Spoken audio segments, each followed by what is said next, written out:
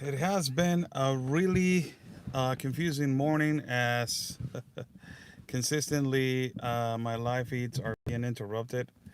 But we'll try it. I will try, excuse me, I will try to do my best for this one to try to continue and see if it does not get interrupted. If it gets interrupted, I will do a live later on the studio as we are basically being in a way censored, or who does not get censored in this time?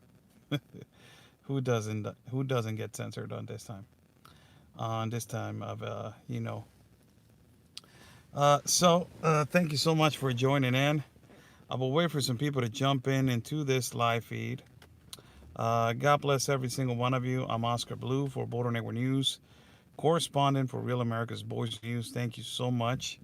God bless every single one of you. A migrant tragedy, as the title of the live feed says, a migrant tragedy, and it is a migrant tragedy, as a lot of people are saying it is their own fault.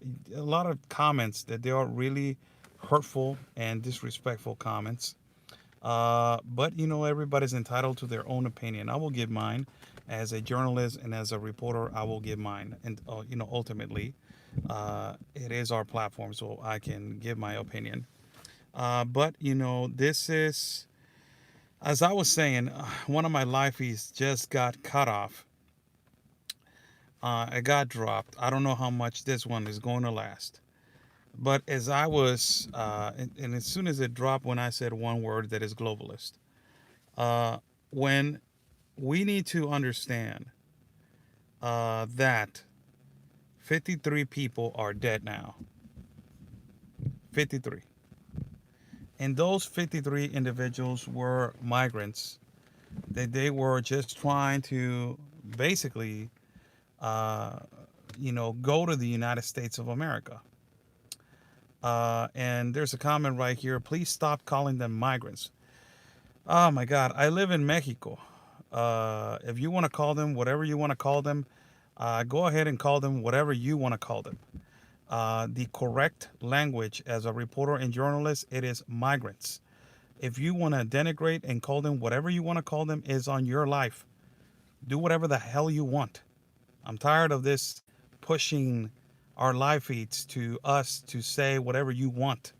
Why don't you stop them, Oscar Blue? Why don't you pull them down, Oscar Blue? Why don't you tell them to go back home, Oscar Blue? Our job is to document and then to report, for God's sake. And I'm in Mexico. I'm not in the United States. Get that cleared in your mind. 107 migrants were being illegally smuggled in through the state of Chiapas. And particularly, you know what? I'm tired of you. These kind of individuals. My God. I will continue, but let me just digest, because these kind of incompetent individuals, sometimes they jump on the live feed. They just, whew, my God. All right. 107 migrants were in this horrific accident. It is a tragedy. Yes, it is. And the current situation, it is that 53 of them are dead now. 53. This accident was provoked by an incentivization that has started since 2021. And it is incentivization of letting the world know that the United States is open. When you have that, and when you have a government of Mexico that is complicit of particularly just saying, we are going to continue with the globalist compact of immigration, and not only that, that you are going to continue with the globalist compact of immigration, But also, we are going to continue with the open border and our south border in Mexico. When you have that, you have two governments that are complicit on this. The globalist compact of immigration has been the number one objective from the globalists to completely open the border at every country. And the question that I was asking on the last live feed that I got froze is who is going to be held accountable for these horrific worldwide crimes to humanity.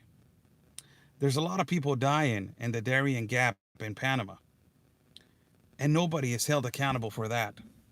The great Michael Young is doing a fantastic study and investigative reporting in the Darien Gap in Panama, where he is informing that 10% out of the winnings that there are in the Darien Gap are from, you know, 10% of them, I believe that is something like that, are majority from the migrant population. It is unbelievable the enormous corruption that exists right now in the most lucrative business that I have said multiple times, that is the refugee and asylum, is the most lucrative business in the world right now. Refugee and asylum. Last night I reported that there were 52 dead. Today the number has escalated to 53. And they're talking about 54, but we are trying to confirm that right now with our friends and colleagues over there in Tapachula that they have already traveled to Tuxtla. And they send me images and video about particularly what is going on down there. They had a vigil last night of people from the town that they saw this tragedy, and they went over there and they put some candles on the floor.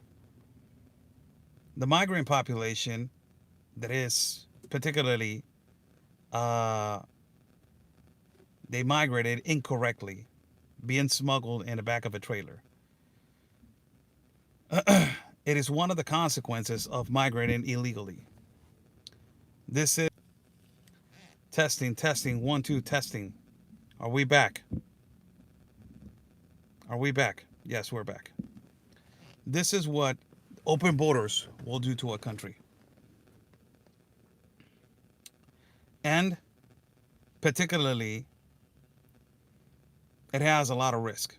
A lot of people have died in Tijuana trying to migrate around right here in the beach area. They have drowned. A lot of people have died in the desert in Arizona, try to migrate through the desert in Arizona. A lot of people have died in through Texas also, due to cartel activity as they are being kidnapped and be held hostage for a ransom money. A lot of people have died, migrants have died along the way as they are going up. As I have reported, children have died in caravans of dehydration. 2 migrant women from Haiti died in Tapachula. A child drowned trying to cross the river, a Haiti child.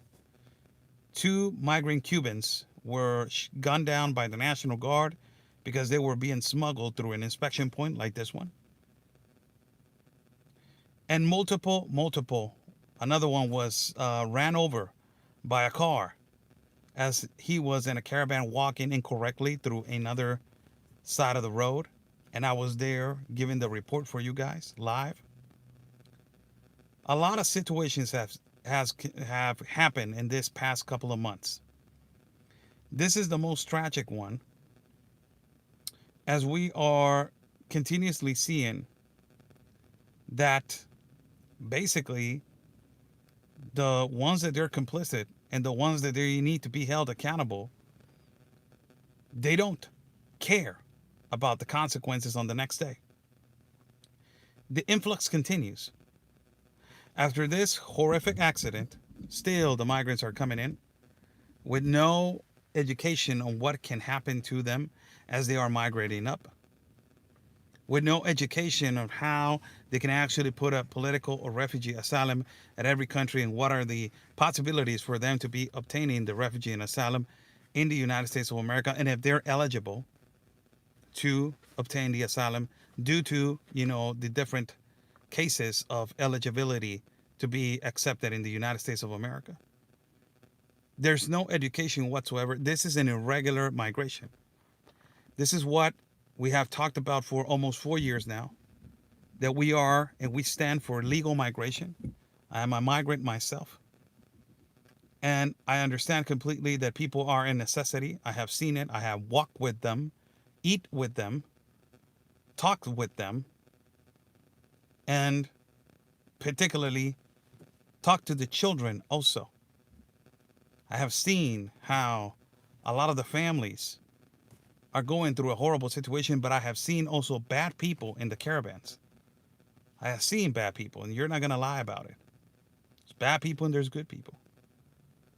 But also, I have seen the lack of education that they don't know how a process of immigration is being done. They only know one thing. They only know that Joe Biden invited them and that the border is open. That's the only thing that they know. And now that they reinstated the Stay in Mexico policy, what are their consequences? This right here. A bus, a tractor trailer, full with, 107 migrants, not full with 107, where they had a dream to get to a particular border. We don't know yet. There's an investigation still. And supposedly, the Institute of National Immigration released a statement saying that they are going to do a thorough investigation on the how did this came about. Let me tell you how did this came about. Have you guys seen our live feeds when we are in Tapachula? And as we have walked to almost 14 municipal cities with almost 16 ejidos, that they're ranches. If you guys seen how those inspection points are in every municipal city, every municipal city at every kilometer, every amount of kilometers, they have an inspection point of immigration, where you have National Guard officials and also you have Institute National Immigration officers. That those are the border agents, right? Who is going to be held accountable for letting them pass? Don't tell me that they pass all the inspection points without being inspected. Don't tell me that that tractor trailer was not inspected and nobody is complicit about it. That nobody knew that there was 107 people behind that tractor trailer. Right? Where are all these? I hope that all those officers, that they're corrupt, that there's a lot of corruption in Tapachula with the Institute of National Immigration officials. There's a lot of corruption. It is already proven that there's officers that they have been receiving money to move migrants through every municipal city and inspection point. Migrants have paid between 12,000 to 15,000 pesos to just move them to another inspection point and to different routes. So these officers, these corrupt officers, they are involved and complicit about this. And the government of Mexico is saying that they are going to do a thorough investigation on this horrific tragedy. When is it going to stop? Does it take people to die for people to understand that we have a problem? The Mexican president has been consistent and has been, emphatic on saying the situation in the south border, it is controlled. Have you guys seen our broadcast at the stadium where you see more than 10,000 people at a particular park just waiting for a humanitarian visa? Migrants from Haiti and Africa. Isn't that something that is chaotic? Isn't that something that it will catch the eye of your attention to say, the president is saying that nothing is going on, meanwhile all mainstream media is there and showing a catastrophe and showing a crisis? We have received criticism of we are creating hysteria at the border. We also have received criticism that is not constructive criticism. That is just stupidity of criticism, saying that we're creating hysteria at the border. It's just complete blatant stupidity, no brain at all. And also they have told us that we are fuming the border. I would like for you to understand, and I would like for you to give me an answer about this hysteria and this fuming at the border. The live video that we have given about 10,000 people waiting for humanitarian visas because the Institute of National Immigration has been completely incompetent. Thank you so much, Nancy and Michael, for the Buy Me a Coffees. Buy Me a Coffee is in the top link if you guys like to contribute for our independent reporting and broadcasting, and also our travel fund, as we are going to be traveling soon again. Thank you so much. Buy Me a Coffee is on the top link. This is just unbelievable how the leftists, they still don't believe. They still don't believe that. They still don't believe that it is a challenge. They still believe that there is a challenge. There's a comment right here, and I would like to address this comment because it is a comment that is clearly referencing that it is just the migrants' fault. It is just the migrants' fault. This is just the migrants' fault. This comment, it is saying that this is the migrants' fault. I'm not defending the migrants, but this is how close-minded we have become. And I'm not insulting you. I respect you, with your comment. But this is how close-minded we have become of just signalizing people. And we're not concentrating where the problem is at. This is the comment. It's saying, Oscar, you mentioned that somebody had said that it was a migrant's fault, that it was the migrant's fault for getting on the tractor trailer. Yes, it is their fault, but no one made them get into that tractor trailer. Okay, I would like to explain on that why they got on the tractor trailer. And I will give you this time to answer me. What made them get into a tractor trailer? What got to them in the idea to migrate? Why they all got together and they migrated irregularly through non-port of entries and non-borders? What made them get up of their homes, pick up all their clothes and say, we are migrating? Who incentivized this problem for them to take that decision to migrate, and then the consequences to do it incorrectly? Of course, absolutely. But where it is the consequence? I will ask you that.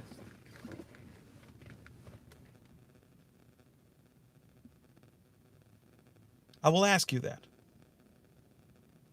Who put this consequence to continue?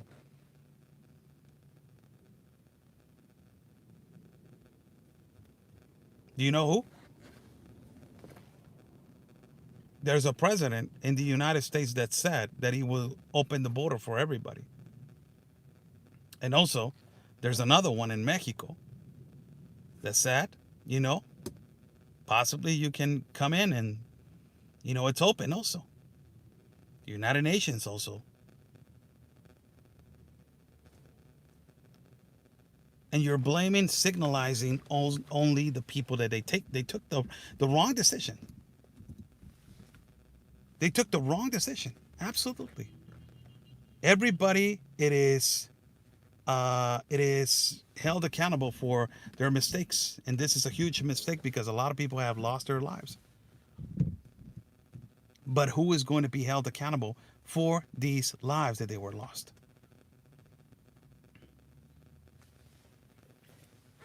Take away now the incentivization. Take away the open border. Take away the globalist compact of immigration. Take that away and have an orderly, documented, peacefully, biometric, regular migration. Do you think that that will still happen?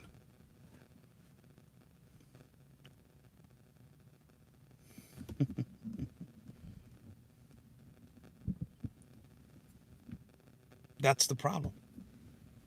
That is the problem. We are just signalizing the problem right there. We're not signalizing where the problem initiated and who is the cause of and where is and who is the cause of the problem. That is the actual truth. A lot of people don't like it.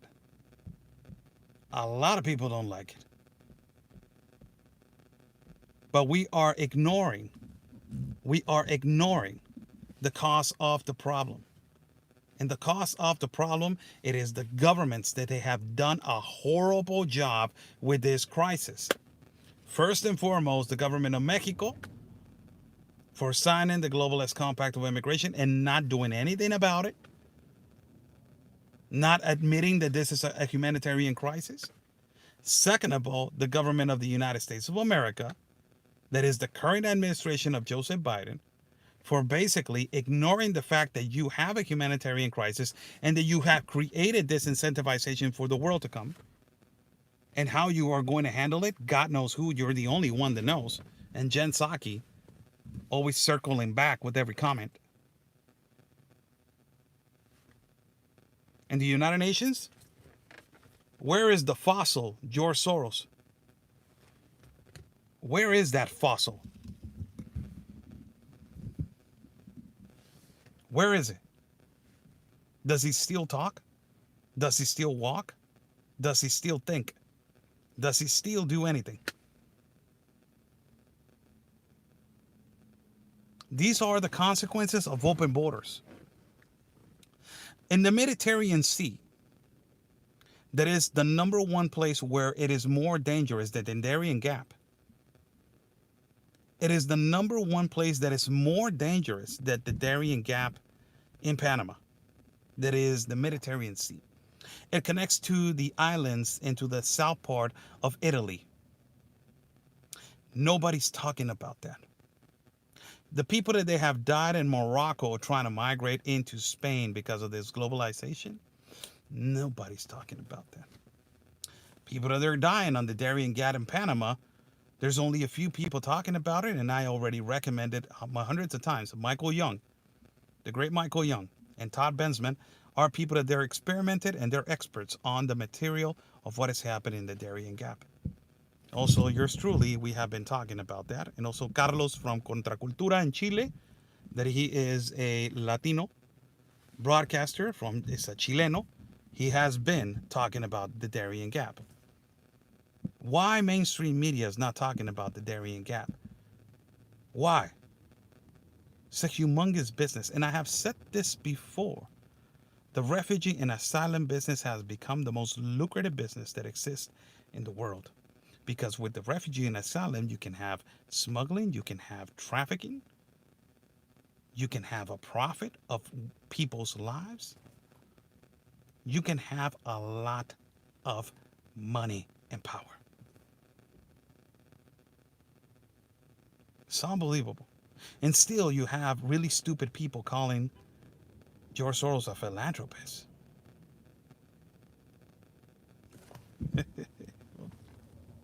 Wow. How stupid can you be? It's unbelievable. Oh my God, he's insulting. Sad, a tragedy that has occurred in basically in Chiapas. Chiapa del Corso, that is the name of this place where 53 migrants have lost right now their lives. And particularly they are now it's just horrible. It's just horrible to be reporting on this. And I have a colleague that he is right there, and he was posting something last night that it completely catch my heart, because he has said, I have done multiple coverages of caravans. I have been since the caravans of 2014. Look, since when they started, when Barack Obama brought the Globalist Compact of Immigration. So he has been in this caravan journey for almost 7 years. And he has said, I have seen multiple tragedies, but the one that has destroyed me completely, it is this one. As you are a reporter and you have to act as much as professional as possible to not show your feelings when we are there. We cannot show feelings. We have to be cold-blooded people that we just report.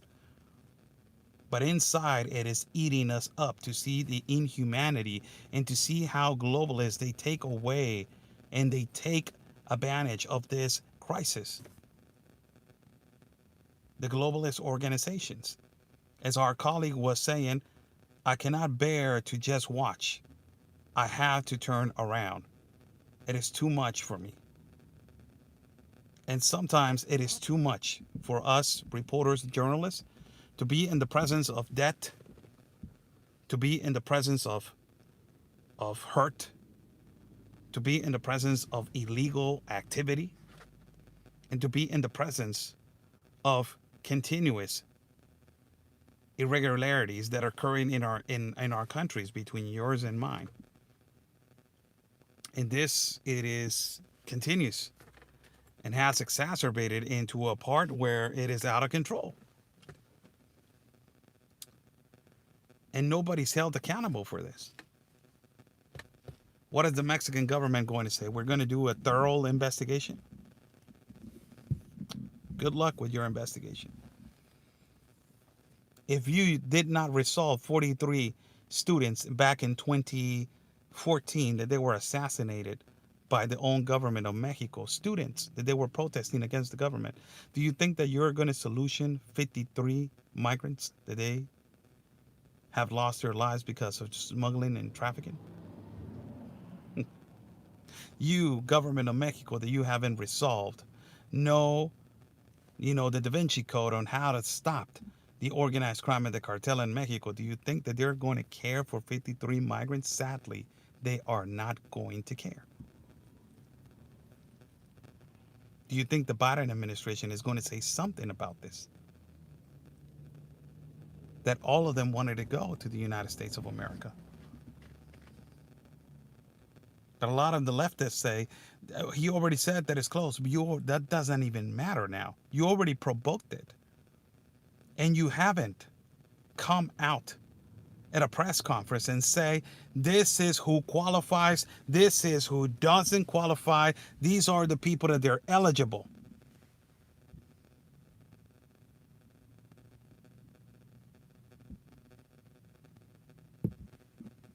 And nobody is saying nothing about it. We're still on this uncertainty of who qualifies and who does not. Because there's so many loopholes in the immigration law of the United States. Immigration reform not only needs to happen in the United States of America, but in all the continent. So this hurtful migration completely digests and cleans up, and people can migrate correctly, legally, or they can stay and live their lives peacefully in their native countries. It's just sad. 53 now confirmed. How's everybody doing? Good morning to everybody. Buy me a coffee is on the top link. If you guys like to contribute to our independent reporting and broadcasting, buy me a coffee is on a top link. We will do a live feed later on this afternoon. If you guys want to go and watch, I was with Miranda Khan on Real America's Voice News. Also, I will be live later on this afternoon with Dr. Gina and Real America's Voice News, speaking about this tragedy and how the people that they need to be held accountable. They're not held accountable for these tragedies. It's time for people to be held accountable for these tragedies. These are lives. These are human lives. That not because they were irregularly migrating, it means that their lives don't matter. Remember, we are for all lives matter, right? Correct? Who provoked this and who made this happen?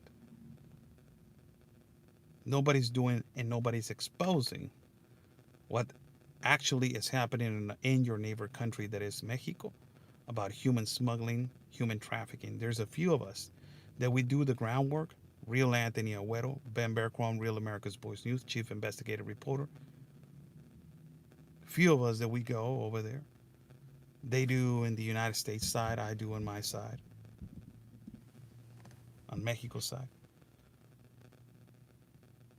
And you got Mexican reporters that are actually doing also the work in Tapachula. A lot of them. It's not enough. Thank you so much for joining in. God bless you all. Thank you so much for watching. I will do a live video later on this afternoon on the studio. It was a pleasure to be with you guys this morning. You can follow me at Twitter, Getter, YouTube. Twitter, Getter, and YouTube. I am posting more on those three. And also, you can follow me at Facebook and Telegram. Instagram, Oscar Blue Media, and also Oscar L Blue Team 2. Also, you can follow Real Anthony Agüero at Rumble, Getter, Instagram, and YouTube. Also, follow Real America's Voice News, the voice of the people, Ben Berquam, Chief Investigative Reporter, and all of the above, as I have said multiple times before. Thank you, and thank you for your continuous support and messages every day. It's really important of your, thank you. I want to say thank you just for your support. It's nice to, to see, the support, continuous support. A lot of people talking about Yuma. Miss Allie Bradley was there a couple of days ago reporting on how they are being let in and nobody's picking them up. And the reason why there's nobody picking them up is a thing that I have said multiple times, and I have repeatedly said so, and I said it yesterday on Real America's Voice News. Resources, supplies, and also personnel has become a number one necessity. Resources, supplies, and personnel has become a number one necessity on this border crisis that is occurring around the world. There's not enough border agents. There's not enough National Guard officials. There's not enough detention centers. There's not enough attention centers for the leftists to not be, oh my God, misconstrued or oh my God, he's so offensive. Attention centers. I will say it like that for you guys to be comfortable. So there's no attention and not enough attention centers. There's not enough. So what it is the number one thing? Do we supply and do we supply the NGOs for them to have enough? Or so if we supply the NGOs and if we give resources to the NGOs, what will that do? That will continue this to happen. And you will conform and you will transform like a company that is for a long term for people to migrate into the United States of an asylum and refugee case. Migration, it is a right. I understand that. Or do we make their countries better? Or do we make their countries great? Which of the two? I believe that a lot of people in Venezuela, they don't want to leave. Their country's beautiful. And they were rich before communism. People in Cuba, remember before Castro? Before the 1960s? It was a great distributor of music, talent, food, and ultimately, doctors. Whatever happened to that? They don't want to leave their island. Cuba, my God, it's beautiful. People in Honduras don't want to leave Honduras also. A lot of people don't want to leave Honduras. They want to stay in Honduras. If they had a possibility for a better infrastructure, jobs, and security, believe me, they will not leave. So do we fund or do we give the supplies and resources to NGOs? Or do we make their countries better by putting capitalist businesses or implementing a better trade, not aid? But for the leftists, this is a humongous business, the refugee and asylum. So they need to fund the NGOs. If you don't fund them, they will not have no jobs, no income, still be on the limb, and they will be stuck. So you need to fund them for them to continue. Incredible. Thank you so much for joining in. God bless you all. I will be live for you guys later on this afternoon. Possibly I will see if I can have a guest in our platform. God bless you all. Stay safe. And like we always say, people, peace and love, because always you're